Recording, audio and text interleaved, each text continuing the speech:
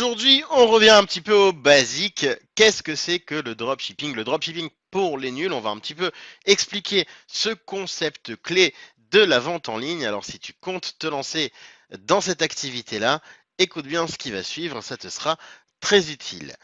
On parlera du fonctionnement du dropshipping, des avantages, mais aussi des inconvénients pour ce mode très particulier.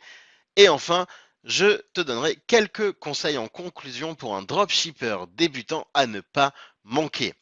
D'ailleurs, si tu te lances dans le e-commerce, si tu cherches des conseils et des astuces en marketing digital ou en vente en ligne, eh bien tu es tombé sur la bonne chaîne. Ce qui m'amène à dire qu'il est temps pour toi de t'abonner à la chaîne si tu ne veux pas rater tous les conseils et toutes les astuces que l'on donne en permanence.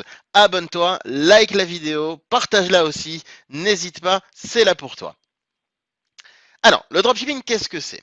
Le dropshipping, c'est une façon de vendre sur Internet qui s'est beaucoup développée, qui a eu un grand succès ces dernières années parce qu'elle est extrêmement simple pour quelqu'un qui se lance et surtout peu coûteuse, voire pas du tout, suivant les options que l'on choisit.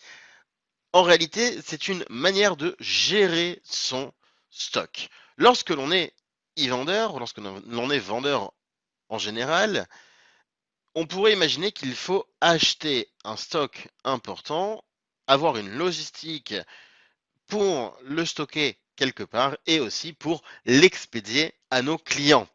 Il n'en est rien avec le dropshipping.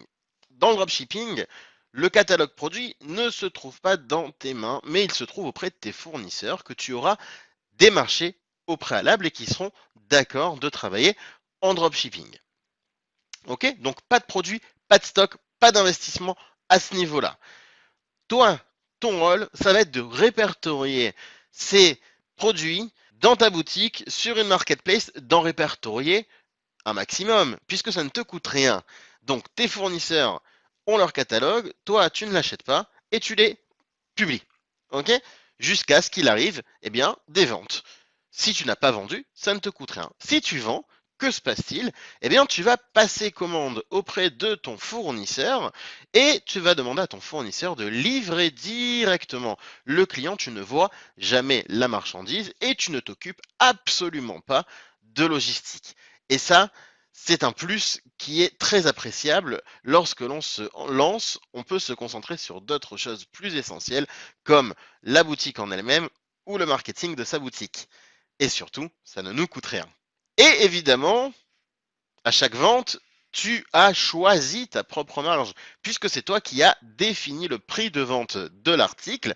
Tu connais ton prix d'achat, tu connais tes frais inhérents à ton activité, et donc tu peux aisément quantifier et proposer un prix de vente acceptable pour ton client dans lequel tu pourras inclure ta marge.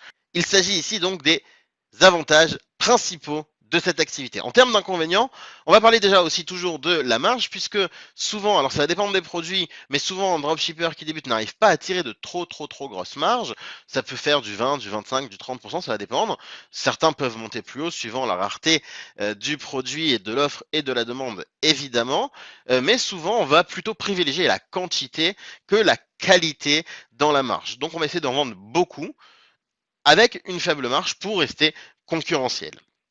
Deuxième inconvénient, puisque tu ne maîtrises pas l'ensemble du circuit qui achemine ton produit au client, il est essentiel que tu vérifies et contrôles le sérieux de tes fournisseurs.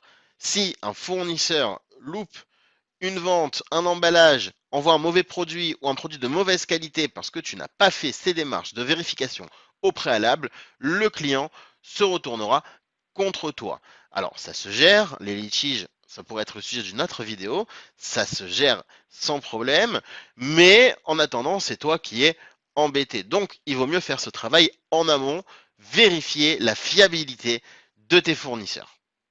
Ces mêmes fournisseurs peuvent être en France, en Europe, en Chine ou partout ailleurs dans le monde, cela n'a pas d'importance dans le dropshipping s'il est capable de livrer ton client là où il se trouve rapidement et dans des bonnes conditions.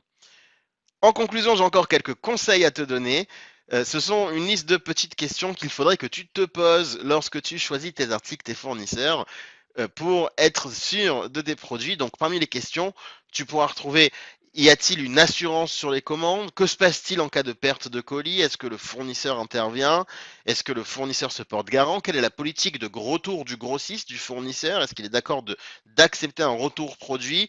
Est-ce que celui-ci possède des certifications? Quelle est la réactivité de son service support? Si tu lui envoies une demande, est-ce qu'il te répond dans l'heure, dans la journée, ou plutôt dans la semaine, ce qui serait très très très problématique, et ça arrive, il y a des fournisseurs comme cela, et je te conseille évidemment pas de faire appel à eux, et bien sûr de demander à chaque fois quels sont les délais de livraison pour les endroits que tu cibles dans ta boutique. Donc si c'est en Belgique, si c'est en France métropolitaine, si c'est en France dom-tom, si c'est ailleurs dans le monde, et bien que tu aies un descriptif des délais de livraison et ainsi que des tarifs si les livraisons sont facturées en sus par le fournisseur, ce qui est souvent le cas.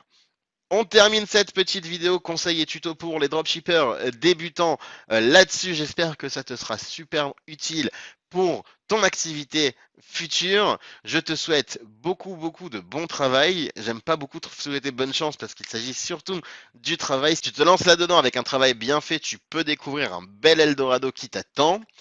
Je te conseille encore une fois de t'abonner à la chaîne, de mettre des pouces pour ne rien rater de nos futurs conseils. Et dans le descriptif, si tu te lances en e-commerce et que tu cherches des formations, je mettrai aussi quelques liens sur nos formations qui te permettront de t'accompagner, d'éviter les pièges les plus courants et surtout de démarrer le plus sereinement et le plus rapidement possible avec les bonnes armes. C'est tout ça dans le descriptif. N'hésite pas aussi à commenter, j'y répondrai. À très bientôt.